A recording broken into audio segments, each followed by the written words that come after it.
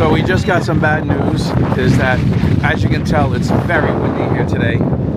And they've gone ahead and shut down the walk to the top of the lighthouse, which is what I was really excited about, to bring Mason and the kids and Tom to the top of the lighthouse, but that's not going to happen today. However, we can walk around. The good news that we can't go up there, it just means we have to come back again. Another trip. Let's go walk around. Look at just, the reason I had my coat up is because the sand is whipping around and it hurts. Look at the view here. This was the old lighthouse that was completely covered in sand. Oh my goodness.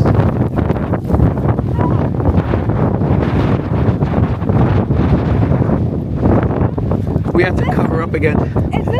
A wind gust just blew sand, and there's not even sand, it's like heavy pebbles. Look, if you look at this, this is what's blowing at us right now. Here it comes. Oh my God. Wow. It's violent.